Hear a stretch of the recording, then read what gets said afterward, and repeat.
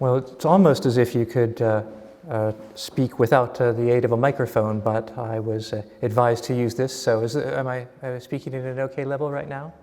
All right. Well, thank you for that introduction, and thank you for inviting me to come and join you tonight. It's a great feeling.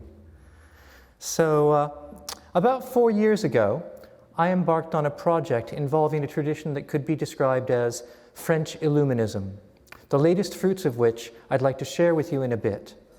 But before I do, I think it might be helpful for me to provide a little background into the tradition as a whole, which I pieced together as my project progressed. This is still very much a process of discovery for me, and it could be that a few years from now I'll assemble it differently, but I wanted to share with you today what I've found so far. My orientation here, as an English-speaking Hermeticist, assumes the acquaintance with what is sometimes called the English school of esotericism. This is a cluster of traditions and influences, including, but not limited to, the Golden Dawn, Gardnerian witchcraft, Thelema, the fairy tradition, Amorc, BOTA, and so on. For many English speakers, even if we aren't directly associated with those particular lineages, their conventions influence how we think of, or expect others to think of, esotericism and its culture. The French school of esotericism is mostly distinct from all of that. So the first part of my talk this evening will be dedicated to this French school, how it differs from the English school, and an account of some of its history and key figures. Of course, the French and English schools share a common core of the Western mystery tradition. Before the occurrence of what I'll characterize as the split between the two, we can trace a heritage rooted in Pythagoras, proceeding to Platonism, Neoplatonism, and Hermeticism, then with the Christian influence, Gnosticism, then with the later advent of Islam, significant contributions from Islamic mysticism, particularly with the Ismaili and Sufi strains. This all came to a flowering with the Renaissance Hermetic revival, including Christian Kabbalah, the occult philosophy of Agrippa, John Dee, and a bit later, the Rosicrucian movement. Although there are certainly regional differences, we can see how the esoterically minded in France and England are drawing on the same resources in a similar way. So what changed? To start with, I'll be referring to material found in two very interesting books by the historian Marcia Keith Schuchard, which some of you might already be familiar with. Restoring the Temple of Vision, Kabbalistic Freemasonry and Stuart Culture, and also Emanuel Swedenborg's Secret Agent on Earth and in Heaven, both available from Brill Publishers. We can trace the story back to the Stuart kings of Scotland. Stuart culture was deeply steeped in Renaissance esotericism, the Solomonic tradition, Kabbalah, Hermeticism, and so on, and kept a close relationship with the building trades, the stonemason guilds in particular. There was also an affinity between the royal court and the chivalric orders, the Knights Templar, and especially the Knights Hospitaller. These interests and alliances were continued by James VI of Scotland when the political tempests of the time led him to be crowned also as James I of England. His son, crowned Charles I, was himself no stranger to the esoteric. The elaborate masques of his court abound with references to the phantasmagorical and arcane. Puritan outrage arose to every aspect of Charles's reign, the exotic elements of pagan and mystical spirituality not least among them, leading to the English Civil War. It is at this time that we first see evidence of speculative Masonic lodges, in other words, lodges using the initiations and terminology of stonemason guilds, particularly the Scottish variety, for purposes other than the building trades. Some of these lodges included members on both sides of the Civil War. But there is evidence that some of these battlefield lodges of Freemasons coordinated encrypted intelligence in support of the royalist cause. Nonetheless, Charles was overthrown and beheaded. His son, the future Charles II, escaped to France and reportedly was initiated as a Mason. The royal courts of Europe were, of course, appalled by the overthrow of the British monarchy, and so began the coordination of supporters of the Stuart cause throughout Europe, sometimes with the use of Masonic symbolism. The monarchy was indeed restored, with the ascension of Charles II, but the fortunes of the Stuart dynasty were not to last, due to the imprudent decision of the son of Charles II to convert to Catholicism. His son did assume the throne as James II of England, but he was soon deposed by Protestant interests and relocated to Europe, where his partisans, now known as Jacobites, after Jacob, Latin for James, began coordinating in continental Masonic lodges, as had the partisans of his father. The last Stuart monarch of England was Queen Anne, the Protestant daughter of James II. When she died childless, under the Act of Settlement passed by Parliament, the succession went to her closest Protestant relative, George, Elector of Hanover, who became George I, thus initiating the House of Hanover. Along with the change of royal houses came a significant cultural shift. Commerce, Newtonian physics, and scientific innovation were in. Mysticism, occultism, and the reverence of ancient traditions were out. Freemasonry, however, was just beginning to catch on, and its association with the House of Stuart and the Jacobite movement needed to be dealt with. In 1717, the Hanoverian government founded the Grand Lodge of London and rewrote the history and culture of Freemasonry in its own image. From that point on, the older form of Freemasonry persisted mainly on the continent, and to a large degree possessed Jacobite sympathies, which the Jacobites took advantage of at every opportunity. In France, this older Freemasonry went under the title of Écossais or Scottish Freemasonry. Although the split may have been driven by political considerations, it extended into the cultural and spiritual domains as well. As Hanoverian Freemasonry emphasized commerce and science, Continental and Jacobite Freemasonry consolidated around esotericism, particularly as it had manifested under the Stuarts in the form of Templar mysticism, Rosicrucianism, Christian Kabbalah, Hermeticism, and the art of memory. The distinction isn't cut and dried. There were esotericists among the English and commerce-minded Masons among the French, but the overall cultural difference was unmistakable. One of the key elements of this exotic form of continental Freemasonry was the young grandson of James II, Charles Edward Stuart, later known as Bonnie Prince Charlie, seen here on the right as depicted in the television show Outlander, if you're familiar with it. You know, he's the one who's always saying, "Mock me."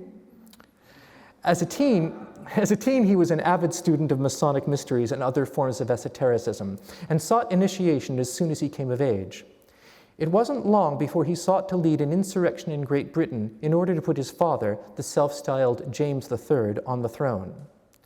There exists an account that in 1745 he was initiated as Grand Master of the Order of the Temple in Holyrood in Scotland, or as is sometimes related, as Grand Master of all Freemasonry, a title he claimed had been the historic right of the Stuart kings of Scotland. Some forms of the Masonic degrees known as Scottish Master and Royal Arch are thought to be partially derived from the induction ceremony of Charles Edward Stuart in Holyrood. In the decades to come, a great many new Masonic rites cropped up in Europe, especially in France, claiming to have received their authority from Charles Edward Stuart.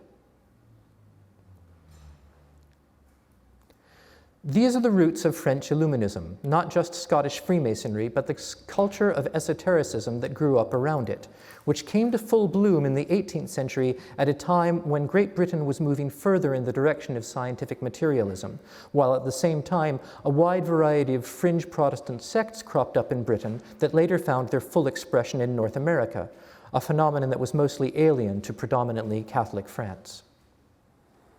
In English, the term Illuminism connotes belief in and pursuit of profound knowledge or insight that transforms everything, rather like Gnosticism minus the associations of Christianity and often cosmic pessimism.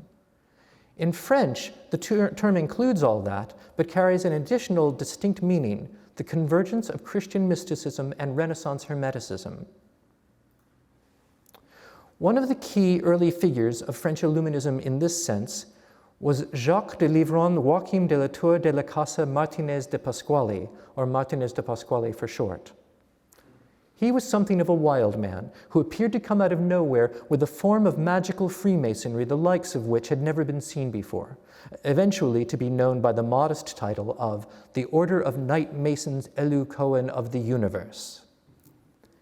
This order, which Pasquale claimed to have been authorized by a charter given to his father by Charles Edward Stuart, interprets the biblical history of the Jewish people as an expression of the spiritual stages of human realization and seeks to recapitulate that process in the individual aspirant through an elaborate combination of Masonic-style initiation and ceremonial magic. His teachings are, to an extent, elaborated in his only book, Treatise on the Reintegration of Beings, a work that is in turn bewildering, profound, and infuriating. He was a Western equivalent of what in Tibet is referred to as a master of crazy wisdom, a teacher who seemed incapable of living within the constraints of rational expectation. Nevertheless, the Eleukoan spread rapidly, and their influence on the future course of French esotericism was immense. Two other vital influences in French Illuminism were not themselves French, Emanuel Swedenborg and Franz Mesmer. For much of what follows on these two men, I'm indebted to the book The Covert Enlightenment by Alfred J. Gabay, which I can certainly recommend. Swedenborg, the Swedish philosopher, who, as is now known, was deeply involved in French Masonic circles, was known for most of his life as a leading scientist and engineer. The story is told that in 1745, at the age of 57, he spontaneously began receiving spiritual visions. It has since come to light that this was actually the fruition of a concentrated period of esoteric practice, much of it of a fringe Kabbalistic variety, possibly involving what we would today refer to as sex magic. In any event, these visions continued and deepened for the rest of his life, leading to a body of writings of the heavenly rectified Christian doctrine as communicated to him by the angels. This is a rich and fascinating teaching, too intricate to describe here, but it can be said that he claimed to have been shown the extents of both heaven and hell, which he elaborated on in great detail.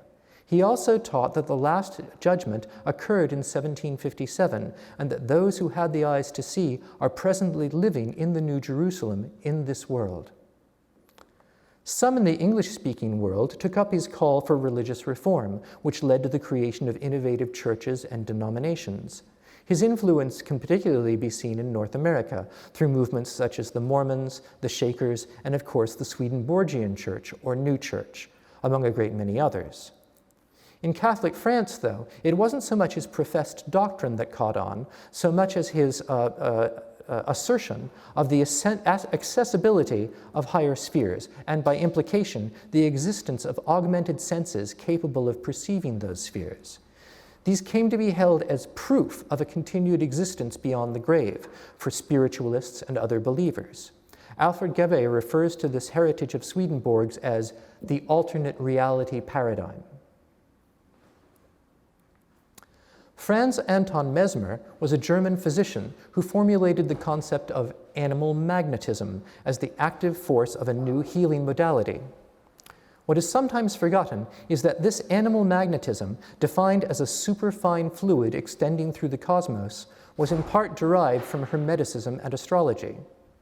He thought of Newton's recent discovery of the force of gravity as one aspect of a more general force, affecting not only weight, but also mental and physical health. He viewed the maladies of living creatures as due to blockages in the flow of this force within the body, blockages that could be cleared through the manipulation of animal magnetism by a skilled operator acting upon the patient. Mesmer viewed himself as possessing an unusually large amount of animal magnetism, and he developed techniques of accumulating and focusing it in therapeutic ways on patients individually and in groups. After Mesmer's ideas were rejected in Vienna, he relocated to Paris, which proved more receptive, though not without controversy. In 1783, the first of what became known as the Harmonial Societies was established in Paris for the promotion and exploration of Mesmerist techniques. Before long, they had been established throughout Europe. It was in the milieu of the Harmonial Societies that Armand Jacques Marc de Chastenay, the Marquis de Puységur, became a practitioner of mesmerism. He discovered that certain of his patients went into trance, a lucid slumber in which they would dance or speak as ordered, followed by amnesia of these events, a phenomenon not observed by Mesmer himself. He further discovered that subjects in this stage of magnetic sleep, or artificial somnambulism, exhibited feats of mind reading, clairvoyance, and precognition. It seemed that Puiseux had discovered a new order of vision, a second consciousness, providing the foundations for modern psychotherapy with its recognition of a hidden area of dynamic mental activity, which Alfred Gabet labeled the alternate consciousness paradigm. Puiseux became the leading light of the Harmonial Society in Strasbourg, where the esoteric dimensions of trance would be explored extensively among enthusiasts of the ideas of Swedenborg, Jacques Böhm, and Count Cagliostro. Increasingly, the techniques of mesmerism moved away from the therapeutic modalities into the investigation of exotic alternative realities. On the subject of Cagliostro, although he himself was probably Italian, he established his rite of Egyptian high Freemasonry in the French city of Lyon in 1784. While it used the trappings of ancient Egypt in a superficial way, the Egyptian label might actually refer to its inheritance of a certain lineage of Neapolitan alchemy that was itself associated with an Egyptian colony founded in Naples back in Roman times. The Egyptian rite of Cagliostro is intended to encourage in those who practice it a regeneration of the whole being, soul and body. Cagliostro claimed that his object was the construction of a body of light. In the spiritual retreats practiced as part of this rite, he stated, "Each one will receive the pentagram, the flaming star. That is to say, this blank sheet on which the primitive angels have printed their figures and their seals, and with which he will be seen to become master and leader. Without the help of any mortal, his mind is filled with the divine fire, his body is as pure as that of the most innocent child, his penetration is limitless, his power immense, and he aspires to nothing more than to rest, to reach immortality, and to be able to say of himself, ego sum qui sum." In that same city of Lyon, a harmonial society was founded by two disciples of Martinez de Pasquale, Louis-Claude de Saint-Martin and Jean-Baptiste Willermoz, both of whom deepened the spiritual and occult connections of mesmeric discourse. Saint-Martin had been Pasquale's personal secretary and was regarded as his most advanced student. He held that materialist considerations alone were insufficient to account for mesmeric healing, and that the phenomena of somnambulism offered proof of the reality of the spirit, the final refutation of materialism. In later life, he would publish highly influential books under the pseudonym of the Unknown Philosopher, expounding a version of Pasquale's teaching for a general audience. He stepped away from the complexities of Pasquale's theurgic and initiatory system, and later became an admirer of the works of Jacob Böhme, eventually publishing his French translations of several of Böhme's books. In his later works, Saint-Martin synthesized the teachings of Pasquale and Böhme into a unique vision of human realization referred to as the way of the heart. He is remembered as the very model of the French Illuminist adept. Let the Swedes have their Swedenborg, let the Germans have Jacob Böhme. The French esotericist is proud to call Louis-Claude de Saint-Martin their own illuminated theosopher. Jean-Baptiste Willermoz was a respected Lyonnese businessman and Freemason. He remained a member of the Elucoan long after Saint-Martin had stepped away, although he was reportedly something of a late bloomer in the realization of its mysteries, but he got there in his own time. He was very excited by Puiseux's discovery of somnambulism and eagerly studied prophecies and messages from the spirit world transmitted by ladies that he and other mesmerists induced into a trance. Why ladies in particular, I couldn't say. Among his many Masonic connections, Willermoz was a member of the German Order of Strict Observance, a Templar rite said to have been authorized by, you guessed it, Charles Edward Stuart. He founded a French lodge of the strict observance in Lyon, which he eventually merged with the teachings of Pasquale into a new order called the Rectified Scottish Rite. The Rectified Scottish Rite, often referred to as the RER after the French Régime Écossais Rectifié, extends the traditional 3 degrees of Masonry with a 4th degree, the Scottish Master of St. Andrew, probably recalling the Grand Master induction of Charles Edward Stuart as mentioned earlier. To this was added a secret order within the order of 2 grades known as the CBCS, or Chevalier Bienfaisant de la Cité Sainte, or Beneficent Knights of the Holy City. This is a Templar order in creed and style, but it does not assert that the supposed historical connection between the Freemasons and the Knights Templar has any factual basis. Within this was a grade that was secret even to regular members of the CBCS, called the Professed. And within that, yes, an even more secret grade called the Grand Professed, a secret order within the secret order within the secret order within the order. In these innermost 2 grades was taught the mysteries of the Elu Cohen. 2 points worthy of note about the rectified Scottish Rite. One, it is actually somewhat older than the ancient and accepted Scottish Rite commonly known in the English-speaking world, although not as old as the Rite of Claremont on which the ancient and accepted Rite is based.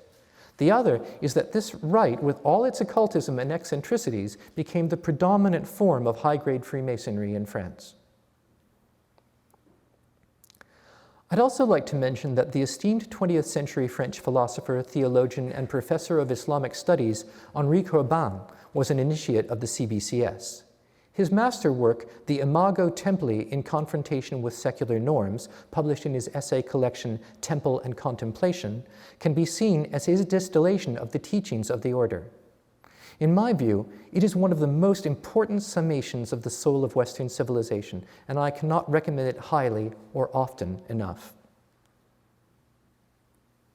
Coming back to the 18th century, 2 opposing currents gathered steam leading up to the French Revolution and beyond.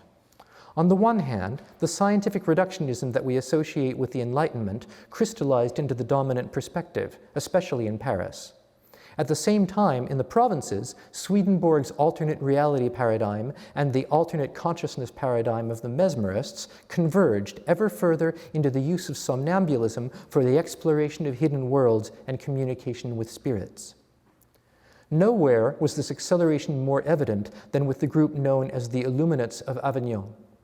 Founded by Dom Antoine Pernetti in 1778, they proclaimed that the reunification of the Christian churches and a new doctrine was imminent, based on a mixture of Kabbalah, alchemy, mesmerism, and Swedenborgian spiritualism. One of these founding members, the self-styled Count Grabianca, pushed the group in the direction of preparations for the predicted transfiguration of the world, which at the time, guided by spiritualist visions, Hermetic teachings, and Jewish Sabbatianism, he would be crowned as King of Poland and as a second Solomon in Jerusalem. At a certain point, the Swedenborgian community rebuffed them for their extremism. The authorities of the French Revolution imprisoned many of their leaders, while others were condemned by the Inquisition. Count Grabianca himself fled to Russia, where he was eventually imprisoned for plotting against the Tsar. The fall of the Illuminates of Avignon can be seen as emblematic of the end of the covert Enlightenment and a crashing down from the high water mark of esotericism in pre-revolutionary France, with the ascendancy of modernity and scientific reductionism.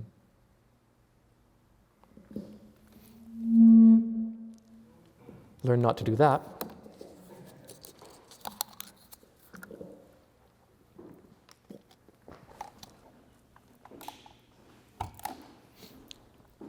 Certain esoteric currents continued on in a diminished scale after the Revolution. Saint-Martin published the last of his books. Willermoes put the finishing touches on the rectified Scottish Rite. But Swedenborg was out of style, and mesmerism was applied, if at all, as a healing modality only. The next wave of esoteric activity came in the wake of Napoleon's invasion of Egypt, which brought about the full flowering of Egyptian Freemasonry. Napoleon's army occupied Egypt in 1798, which he thought of as a liberation because, you know, Napoleon. Many of his officers were Freemasons who were eager to explore the land in search of ancient mysteries, and it wasn't long before they established Egyptian-themed Masonic lodges and brought them back to France. One of the earliest was called the Sacred Order of Sophisians. It was notable for being possibly the first Masonic rite to admit women, but also for coming under the leadership of an ambitious theater impresario, Cuvier-Détry, who crafted initiatory theatrical events for the Paris elite that, from all descriptions, were absolutely mind-blowing. There's currently an effort to revive the order. Not sure what to make of that, but there's a really fun book that's on the group's history called Napoleon's Sorcerers by Darius A. Spieth, which I'd highly recommend. Then there's the more widely known Rite of Mizraim, which had existed in Italy from shortly before Napoleon's Egyptian invasion, but only came to France afterwards. This was a rite of 90, count 'em, 90 degrees, having some shared heritage with Cagliostro's Egyptian masonry, but is structurally Kabbalistic rather than Egyptian. It is notable for being the vehicle for the famous yet mysterious Arcana Arcanorum in its final 4 degrees, which was probably an inner alchemy for the construction of the body of light, again, not unlike Cagliostro's system. Not to be outdone, the Rite of Memphis arose in France with 91, then 92, then 95, then finally 96 degrees, although sometimes you can find more. This rite eventually had more explicitly Egyptian content, and these two rites were eventually merged into the ancient and primitive rite of Memphis Mizraim, which, despite many scandals and being considered anathema in the world of English Freemasonry, maintains a substantial presence in France and around the world. French politics were very unstable in those days. Napoleon fell, the Bourbon kings were restored and then overthrown again in favor of a relatively liberal constitutional order known as the July Monarchy. This era coincided with the dawning of a new political movement now referred to as utopian socialism. This was led by thinkers like the Comte de Saint-Simon, Charles Fourier, and Etienne Cabet, who envisioned a radical reformation of society based on equality, justice, and economic redistribution, featuring detailed plans for innovative large-scale intentional communities, some of which were realized at ambitious scales, particularly in the United States, at least for a little while. What is not always remembered about these thinkers is that they were deeply rooted in French Illuminism and were recognized as such at the time. These proposals for a whole-scale reformation of society were often not only economic and architectural, but spiritual as well, with visions of a globally unified humanity that verged on the messianic. The explicit atheism of the later communism of Marx and Engels can be seen as a direct reaction to the mystical extravagance of the Illuminist socialism that came before them. For details of this, see the works of Julian Strube, whose papers can be found at Academia.edu, especially Socialism and Esotericism in July Monarchy France. Another radical reformer who emerged from the matrix of utopian socialism was Alphonse Louis Constant. His early writings envisioned a worldwide religious unification based on direct spiritual perception, leading to a rectified and universal Catholic Church, liberated from the authority of clergy and governments, yet somehow recognizably Roman Catholic, because everyone would be able to see the true religion ordained by God through their divinely informed reason. Naturally, they threw him in prison. When he got out, he stayed out of trouble by adopting the pen name Eliphas Levi and writing on the subject of occultism, a term he coined. We already had occult philosophy and the occult to mean the hidden, but we didn't have occultism as a position or a movement before Levi.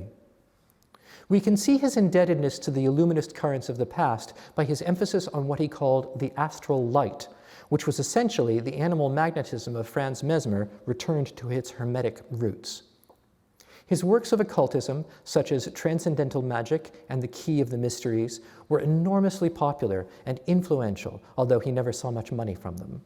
He, more than any other individual, can be seen as inspiring the esoteric revival of the French school and, in a way, inaugurating the English school, alongside a growing dissatisfaction with the dominance of rationalism and industrialism on both sides of the English Channel. Still, with the popularity of his occult works, the Illuminist current stepped back from the vision of collective attainment held by the utopian socialists in favor of the model of individual attainment that has been the norm ever since. And I can't help but wonder whether something valuable was lost. This brings us to the vibrant France of the era from around 1870 to the outbreak of the First World War, the Belle Époque. This was a high point for French culture of every kind, the French occult revival not least among them. There's too much esotericism to cover here, and besides, the stories are often told. You might consult Tobias Churton's book, Occult Paris, as a guide to some of the details of this fascinating time. What I'd like to emphasize here is the way in which, at this time, the esoteric and the artistic avant-garde mutually co-emerged and have continued to evolve and influence each other to a larger extent than we might expect in the English-speaking world. Baudelaire, who could be thought of as the father of symbolist poetry, was a friend of Eliphas Levi and drew inspiration from him. The poet Rimbaud was influenced by the teachings of Swedenborg. In prose, J.K. Huysmans crafted the popular image of French Satanism in his novels. The composer Erik Satie wrote piano pieces dedicated to the Rosicrucian order. And of course, the most celebrated intersection of the occult and the arts took the form of the Salon de la Rose-Croix and its founder, Joséphine Péladan. Péladan possessed a very specific vision of how art could be a channel for the widespread propagation of initiatic consciousness. For a while, he was very successful at attracting both the participation of major symbolist artists and the attention of the public. Over time, the force of his personality overwhelmed the viability of the salons, but not before a great body of inspired art had been produced and presented to the public, impacting the course of French culture and esotericism in a lasting way. Another important French artist with esoteric overtones was the absurdist Alfred Jarry, who you might know as the creator of the character Père Ubu, protagonist of the play Ubu Roi and its sequels, the embodiment of all that is base and undignified in human nature, also the basis of, among other things, the underground comics character Zippy the Pinhead. But it is in his novel, Exploits and Opinions of Dr. Fausterol, Pataphysician, that Jarry shows his familiarity with the Corpus Hermeticum and the works of Péladan.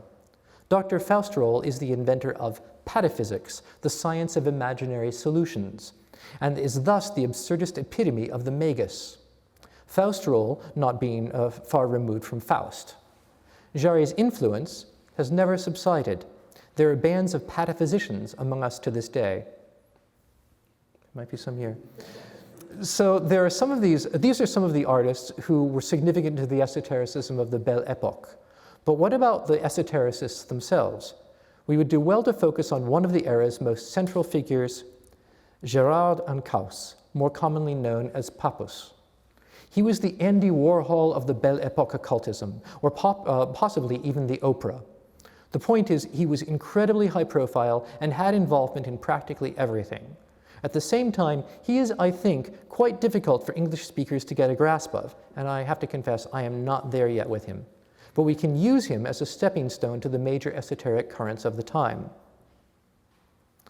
Papus founded the Martinist order in 1891. This was designed to cultivate a synoptic view of the teachings of Martinus de Pasquale, Louis-Claude de Saint-Martin, and to an extent Jean-Baptiste Willermoz. In form, it was similar to a Masonic order, although open to both men and women. In a way, it was the assertion of a way of inner attainment possessing specifically French characteristics in response to the sudden popularity of the Theosophical Society and other esoteric currents emanating from America and Britain. And indeed, Martinism has never been as well known within the English-speaking world as it is outside of it, but that could change. Papus was one of the leading bishops of the Gnostic Church of France.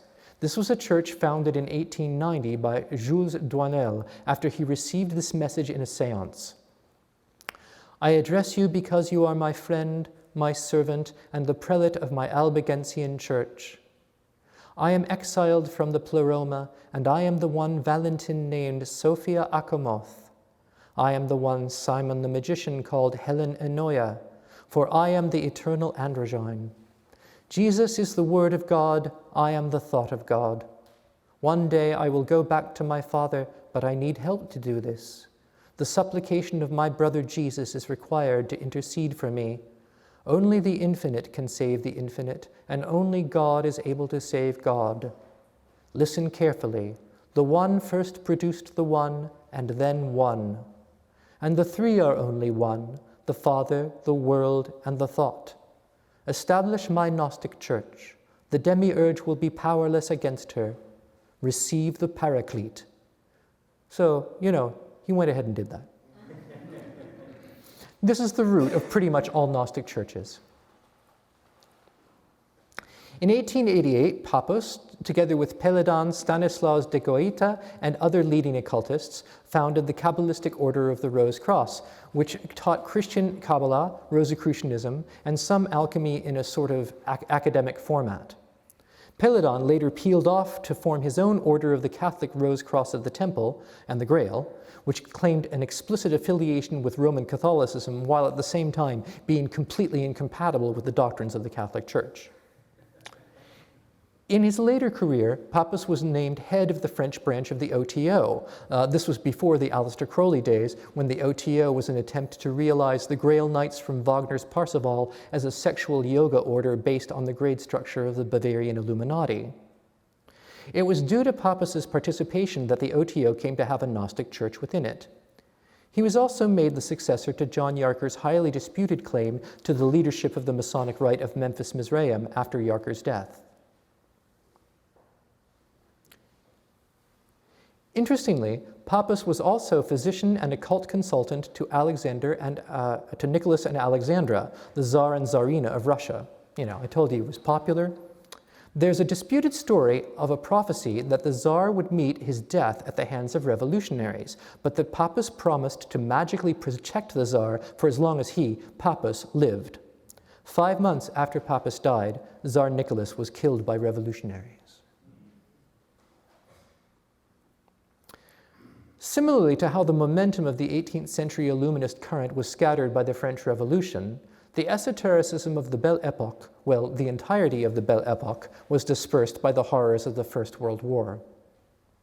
One echo of the spirit of that era occurred afterwards, when in 1919, a disciple of Péladan, a Belgian named Émile Dantine, founded the Pythagorean order, also known as the Order Hermes Tetramegistos, or OHTM.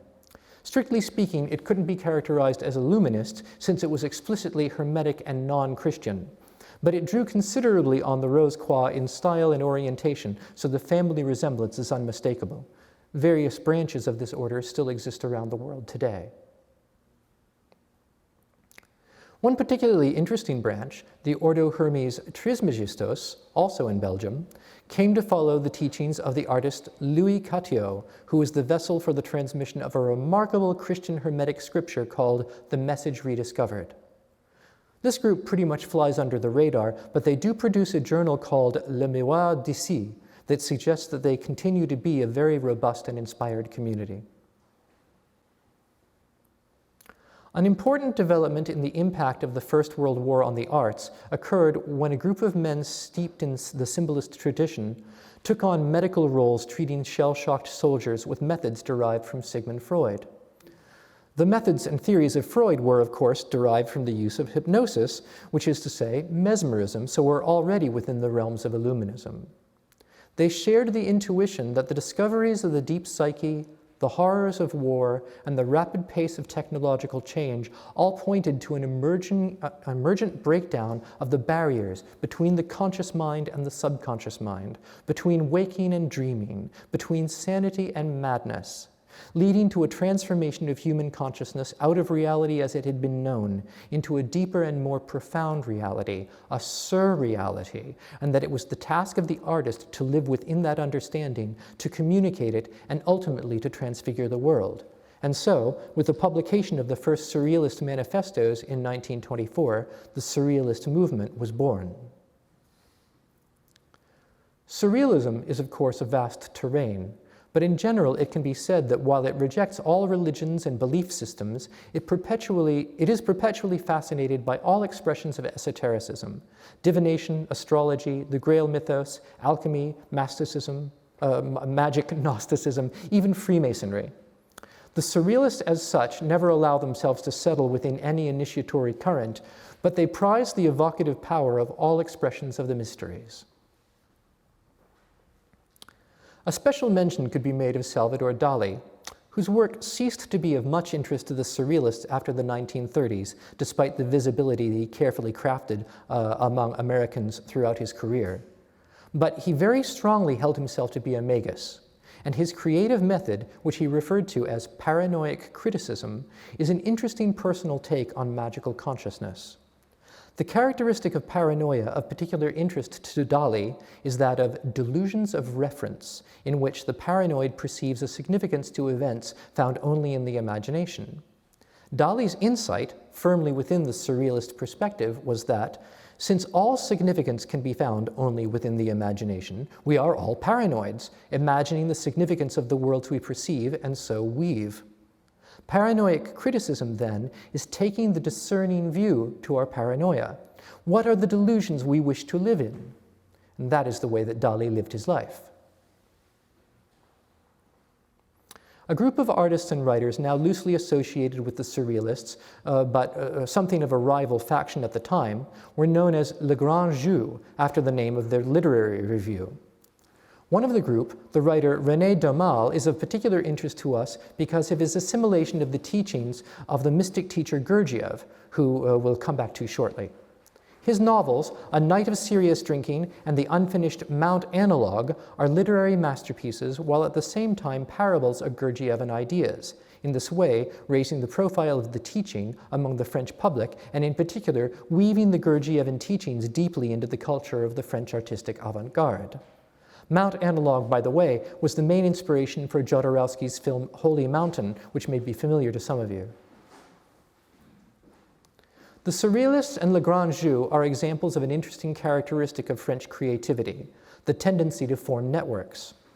The esotericists of the Belle Époque were mostly all members of one another's organizations. One writer referred to them as the Companions of Hierophany. From 1934 to 1951, this networking tendency manifested itself in the form of the Universal Federation of Initiatic Orders and Societies, or FUDOSI, an association of initiatory groups including the Rite of Memphis Mizraim, the OHTM, the Universal Gnostic Church, a branch of the Martinist order, and a great many Rosicrucian groups, even including AMORC for a while, the American Rosicrucian group known for Rosicrucian Park in San Jose. In this drive for networking the initiatory traditions, we can perhaps see an echo of the collective spirit of the utopian socialists. Let us fast forward to see this pattern of esoteric networking manifesting again in the late 1980s. The networks assembled and dissolved again under various names: the Rainbow, then the Group of Thebes in the 1990s.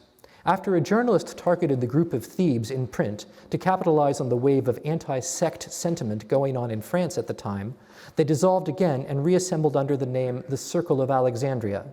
As far as I can tell from reading between the lines, this network itself is alive and well, but the Circle of Alexandria label is no more. They seem to have come to the conclusion that everything works better if there's no name for people to project on.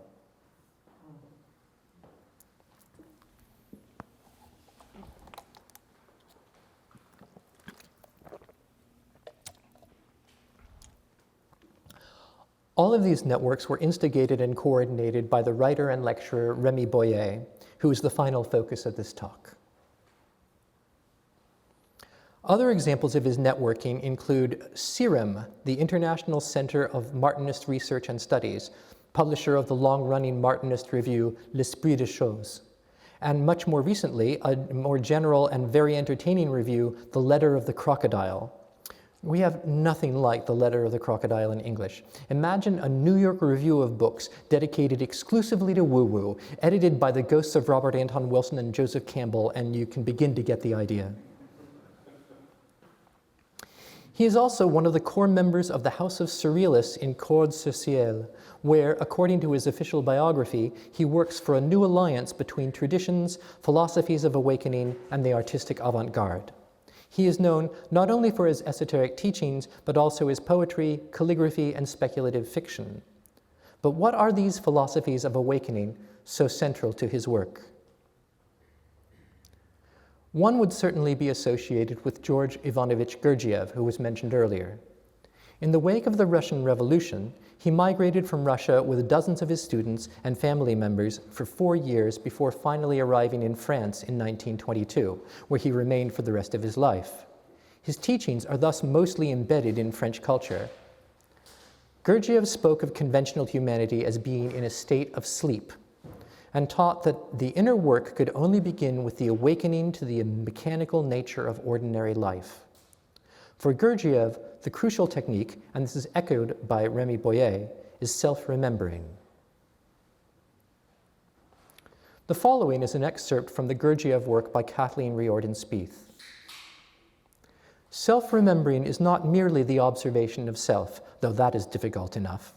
It has a quality of attention that is unmistakable, though difficult to convey, just as this taste of salt would be almost impossible to describe to someone who had never tasted it, but once known is easily recognized thereafter. This particular sensation is that of delivering to oneself the first conscious shock. Henri Tricot asserts that whether or not it be active in me, the possibility is given to me to become aware at certain moments of my own presence. I, here, now. This, when I experience it, is accompanied by a strangely familiar taste, a particular sensation that might be called genuinely subjective. It is quite simple. I recognize myself. I remember myself. I. Other philosophies of awakening could be considered collectively under the banner of non-duality. But speaking of non-duality is always a problem because language is inherently dualistic. The word is a pointer to what the word means. There's no getting around it. We just need to keep in mind that as we speak of non-duality, the map is not the territory. But maps have their uses. Let's begin with the distinction between the subject and the object. The object is the stuff out there that we perceive. The subject is the whatever I am in here that does the perceiving. In conventional experience, the subject-object distinction is inescapable. But in deep meditation or in states of sufficiently heightened attention, it becomes apparent that not only is the presentation of the outside world a mental construct, but also that the presentation of the perceiver of the outside world is a mental construct. Both subject and object are carved out of the unity of being by the mind, a split second after the present moment. From this, we can understand what is meant by non-dual awakening, the ongoing recognition that both subject and object are provisional and mutually co-arising within the undivided being. Traditional examples of non-dual philosophies of awakening would include Advaita Vedanta, as found, for instance, in the teachings of Ramana Maharshi, Kashmir Shaivism, more recently called non-dual Shaiva Tantra, and most outstandingly embodied by the sage Abhinavagupta, and most forms of Buddhism, especially Dzogchen and Mahamudra. There are many modern non-dual teachers, but some who are important in Rémi Boyer's writings include Douglas Harding, Jean Klein, and Rupert Spira. On the subject of modern non-dual teachers, I would be remiss if I didn't mention my friend, Portland's own Krishna Gauchi, and his very helpful book, steeped in the non-dual perspective, The Tapestry of Being, which I incidentally happen to have designed. All of this brings me to that project of mine I mentioned at the beginning. I have recently completed translating, designing, and publishing the Ways of Awakening trilogy by Rémi Boyer through Rose Circle Publications with the kind support of Piers Vaughan. And I feel that what we've covered so far can serve as a useful context for the appreciation of these 3 books. Book 1 is called Freemasonry as a Way of Awakening, which has become something of a classic among French Freemasons, at least those of an esoteric bent. It is a manual of initiation from an extraordinary perspective. It is also very concentrated, so let me just point out a few highlights. He describes the theory of 3 persons, person understood in the sense of persona or mask. There is the profane person, the individual defined by cultural conditioning and heredity, heredity. And there is the sacred person built up by work in the lodge, traditional studies, and individual practices. Cleavage between the two persons must be achieved with the first initiation.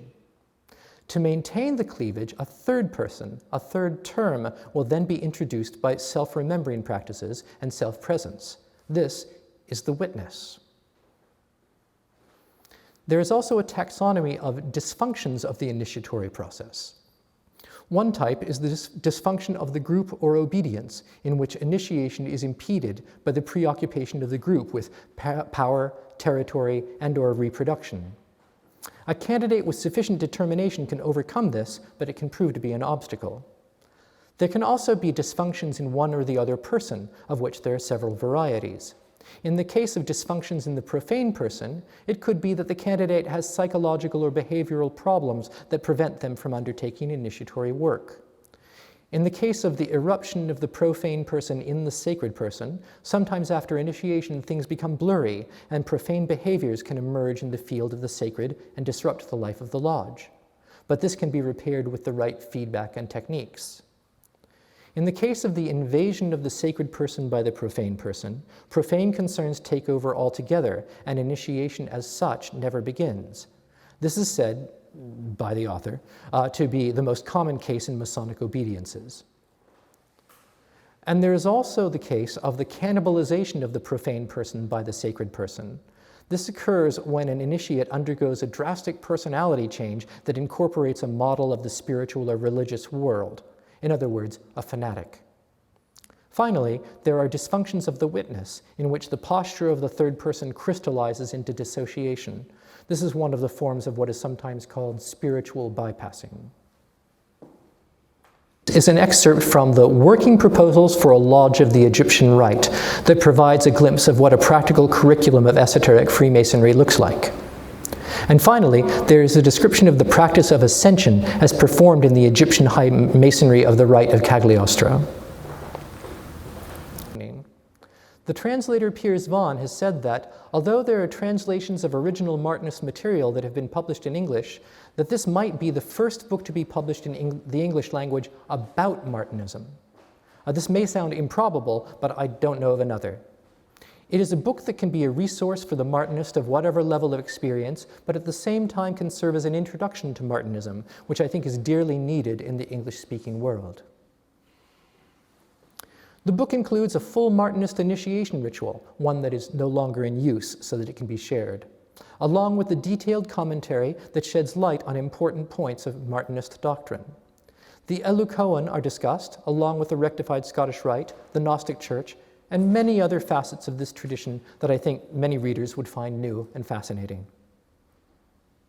The appendices include a set of practices that have previously been published as a book in themselves, in French and Portuguese.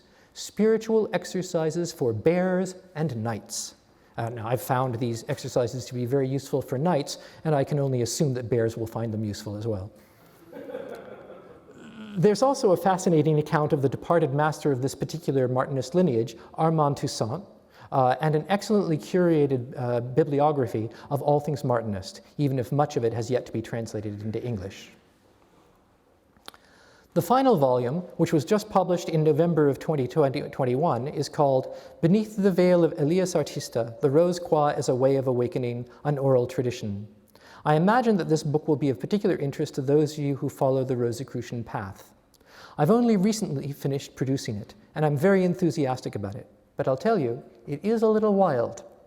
Rémi Boyer has been in dialogue with many Rose Croix practitioners over the course of his career, and he has much to present, most of it radically different from anything I, at least, have ever come across on the subject.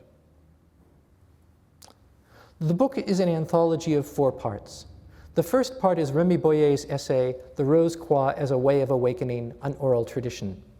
This features an explanation of the important distinction between the initiation in the garden, to which the Rose Croix is connected, and the initiation in the city, with which Freemasonry is associated. To quote the text on the back cover, this distinction, which is not an opposition, indicates an articulation and a possible path between the dual experience of initiation and the non-dual consciousness characteristic of Elias Artista, the legendary angel of the Rose Croix. It also includes a surprisingly powerful ceremonial passage called Invocations of the Missions of Elias Artista, which is a personal favorite of mine. The second part is by the eminent Portuguese painter Lima de Freitas, entitled Fernando Pessoa and the Tomb of Christian Rosenkreutz. This begins with an analysis of 4 sonnets by Portugal's greatest 20th century poet, Fernando Pessoa, called In the Tomb of Christian Rosenkreutz. But it proceeds from there to an account of the historical figure Amadeus of Portugal, also known as the Blessed Amadeus, who was as central to the Rose-Croix tradition of Portugal as Christian Rosenkreutz was to the German and Bohemian Rosicrucianism. The following section is an amazing novella by Rémi Boyer, The Memoirs of Rocinante. This is essentially the events of the novel Don Quixote as related by his horse, told in a style that is childlike, very funny, and at the same time laden with alchemical symbolism. It is much more than it seems to be, and it seems to be delightful. And there are illustrations by Lima de Freitas that make it even more magical. The book concludes with an afterword by the prominent Portuguese scholar of Templar traditions Manuel Gondra called Traces of Rose-Croix Templarism in Portugal. This is a treat for those who like to dig into historical details, which is also to say that it might not be for everybody. But it fleshes out the perspective of the Portuguese Rose-Croix tradition lightly touched on by Lima de Freitas in Part 2, including an excerpt of a Templar Rose-Croix initiation as recorded by Fernando Pessoa, passages of troubadour poetry that shed light on the tradition, and an extended passage from a Galician Portuguese chivalric romance called Palmerin de Inglaterra, or Palmerin of England, that is fascinating, and I don't mind telling you, a total mind-bender to try and translate. So that's the trilogy. You can get them at Amazon or pretty much wherever books are sold, and you can also buy them directly from our website at waysofawakening.com. There's also on the table over here, there's sample copies of each of the 3 of them if you want to have a look at them. And if you have any questions, you can reach me at michael@textarc.net. Now, at the same time, Rémi Boyer's work is not limited to the initiatory traditions alone, but as we said earlier, it extends also into the world of the artistic avant-garde. And to give context to this approach on this front, let's look at another movement that arose out of the Belle Époque, the incoherents. In 1882, the writer Jules Lévy staged the first of a series of exhibitions of the incoherent arts, in some ways a play on the decorative arts that became known as Art Deco. The incoherent exhibitions were a platform for artists to parody the fashionable art movements of the time, and much of it was highly humorous. But on another level, the works displayed were genuine expressions of art, if at first only accidentally.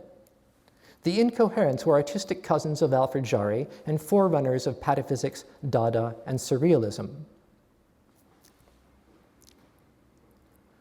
Rémi Boyer issued the first incoherent manifesto, its name, the first incoherist manifesto, its name echoing both the incoherence of the Belle Époque and the Surrealist manifestos of the 1920s, published in a work entitled Éveil et Incohérisme, Awakening and Incoherism, in 2005.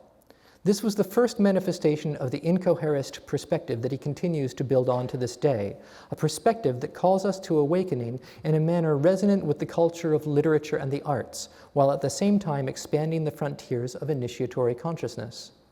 It is that manifesto, translated into English for the first time, that I would like to share with you today. The Incoherist Manifesto. Incoherism is a vertical force of creation, a free manifestation of essential nature, apart from doing or having anything, oriented only towards the absolute, born from the ocean of silence and springing from the interval, like a demonic genius. Incoherism generates life as performance from a posture of awakening, a performance to break free even from liberation, or to raise the banner of perfection enfolded in imperfection.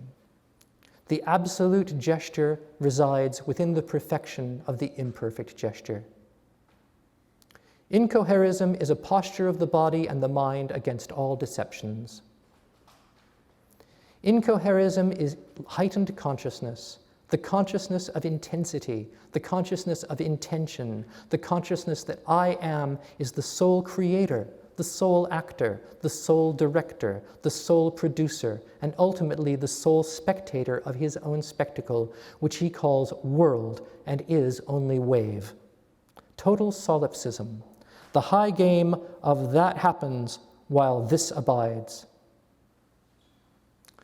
Incoherism notes of the person that its need for global coherence is the source of its alienation.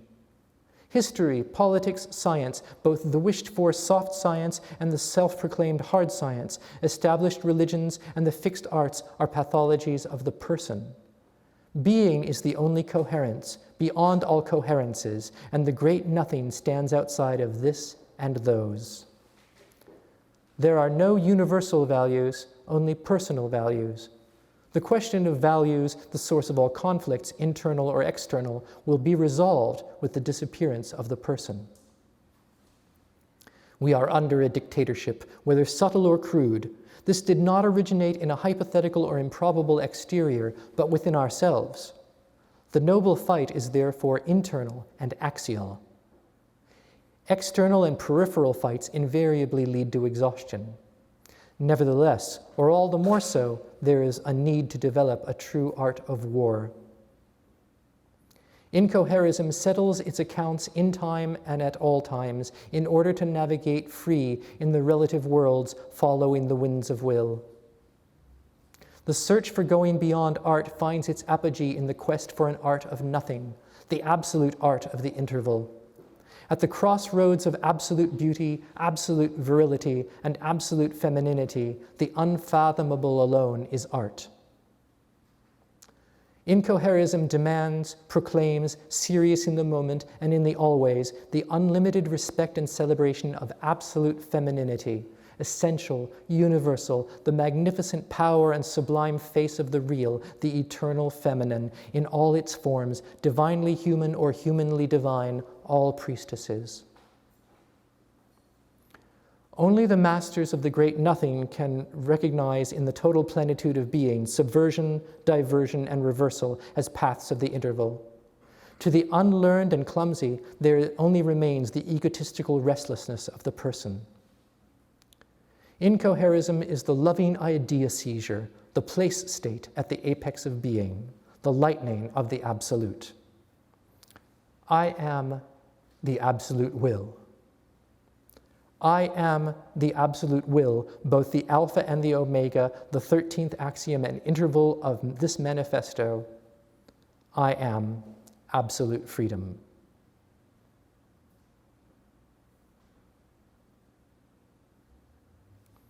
And that's all I have to say. Thank you.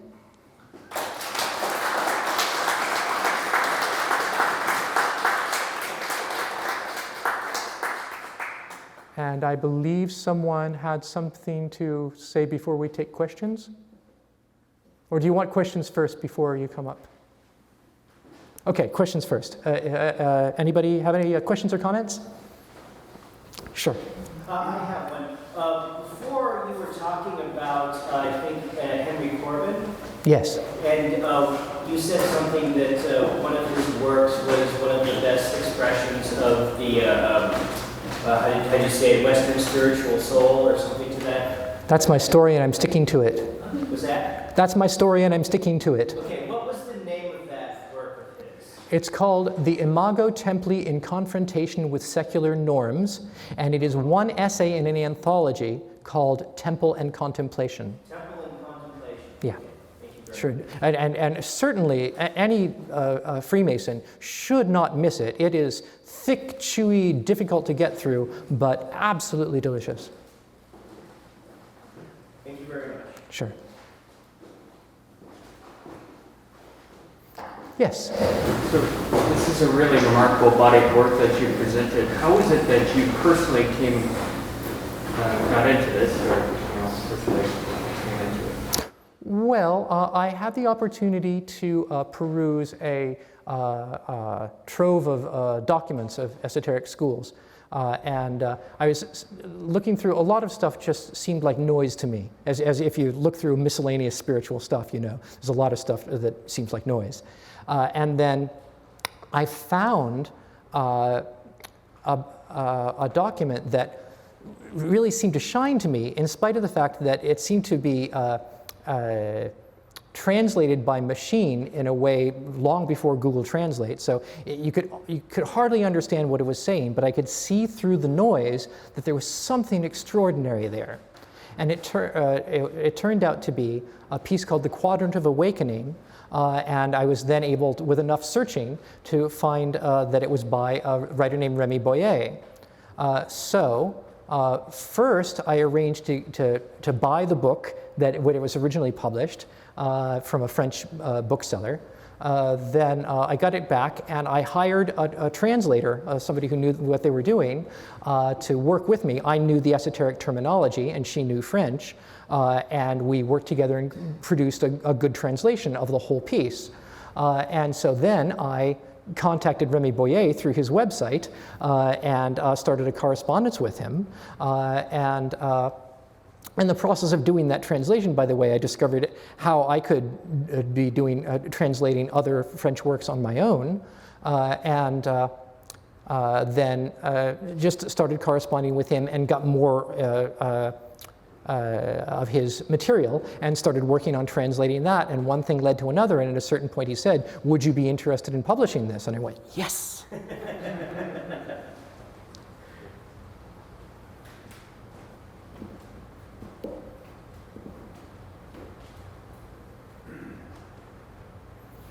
Do we have any other? Oh, yes.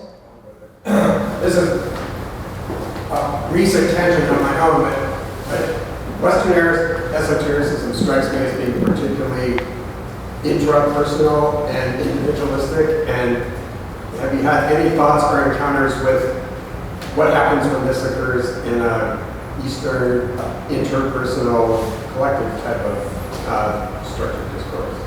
Well, in the context of non-duality, which we often associate with Eastern schools, there's an important distinction to be made between what's sometimes called disembodied non-duality and embodied non-duality. And that's often the distinction is made between Advaita Vedanta, which especially the popular interpretation of Advaita Vedanta is often anything about your life, oh, that's just your story, you know, and you just want to abide in nothingness. Whereas Kashmir Shaivism, or non-dual Shaiva Tantra, the manifestations of life are themselves an aspect of Shiva, an aspect of the divine. So whether it's stillness or movement, whether it's void or form, it is equally divine, and so you can have a balanced, all-inclusive view of non-duality. And that is something that I think is more approachable from a Western tradition, as long as that Western tradition is not insisting on a grasping of ego. Sure.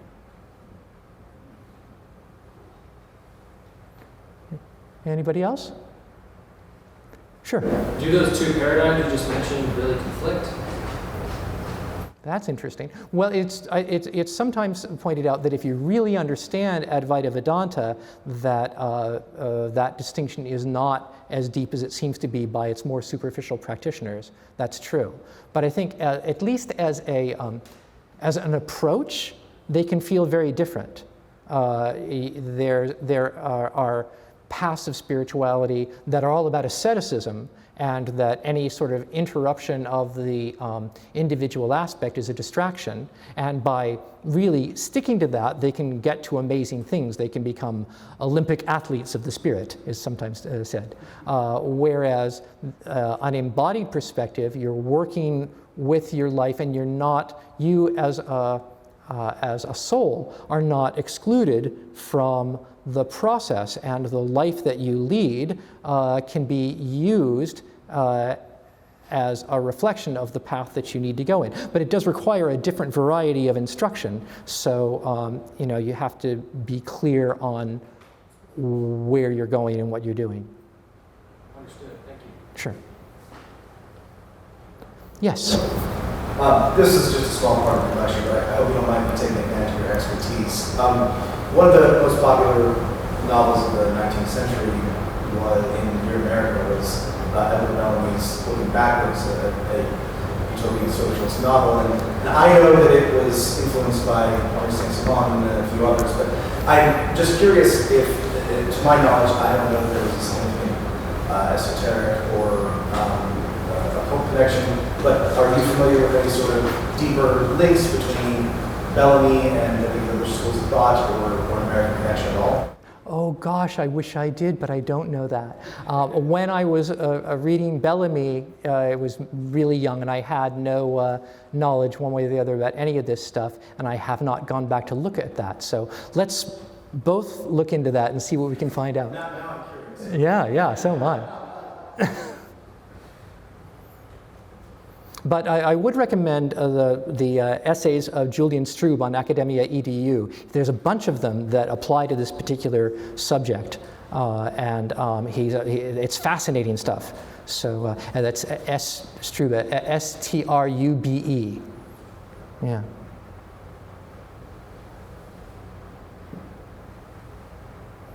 Do we have any other questions? Well, then I want to thank you very much for having me. I've had a wonderful time, and enjoy the rest of your night.